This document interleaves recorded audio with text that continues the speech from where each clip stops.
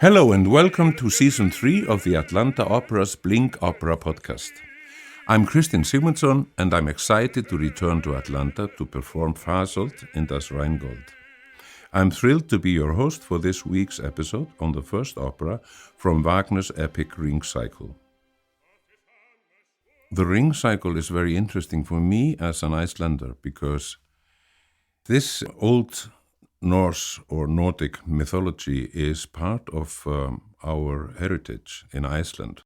All these sagas, all these things that Wagner builds on in the cycle have been written in Iceland, and some of it I had to read when I was in school. So it's very interesting for me, and the way he treats this content.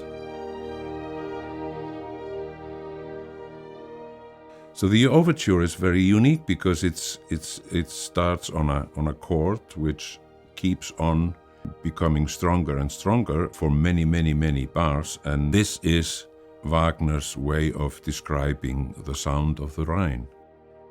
I used to live close to this place where Wagner wrote this, and it was on the banks of the River Rhine. And I went there once, and it's very convincing the way he describes it in the first bars of the overture. Many long bars of the overture. The same chord, and it's the river. It's the sound of the river.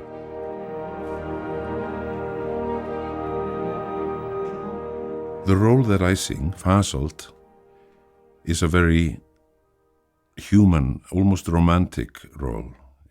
And parts of the role are very beautiful. The music is very beautiful. Fasolt is completely different from his brother, Fafnir. Fafnir is the capitalist. He's the one who's in love with the gold and doesn't really care about Freya, who Fasolt is in love with.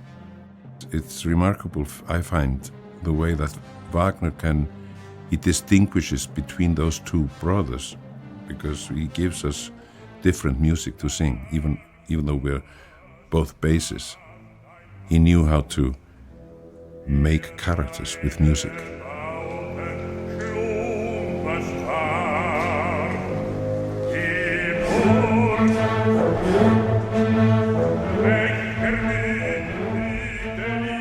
So let me try and give you the synopsis of the show.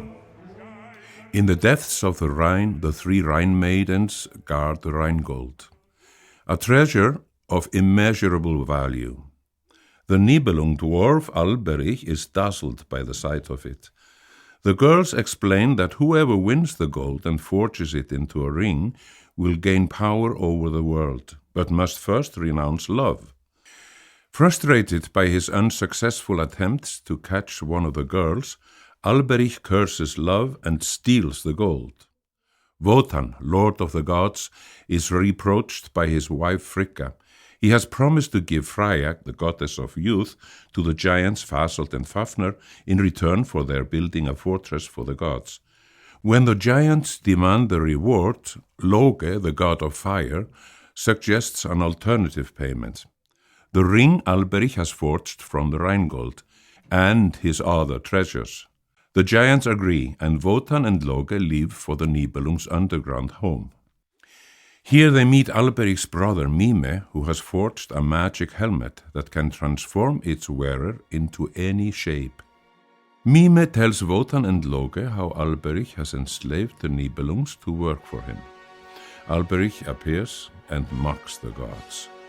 Loge asks for a demonstration of the helmet, and Alberich turns himself into a dragon, then into a toad which the gods capture.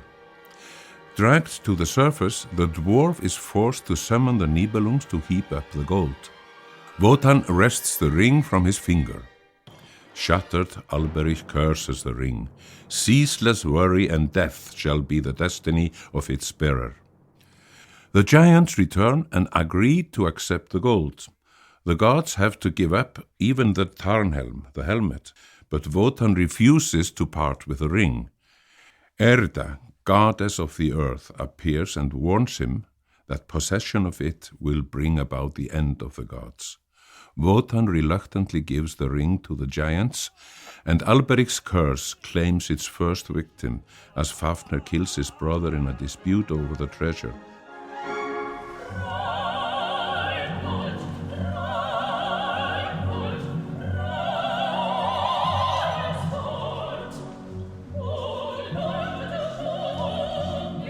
As the voices of the Rhine maidens are heard, lamenting the loss of their gold, the gods walk toward their new home, which Wotan names Valhalla.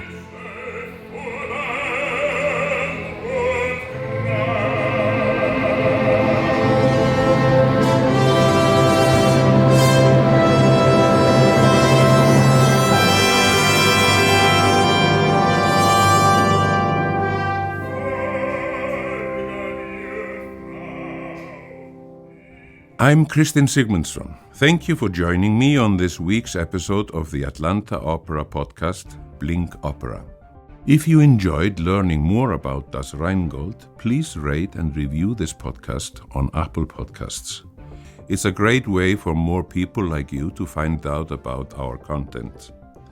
And don't forget to follow the Atlanta Opera podcast for more great episodes.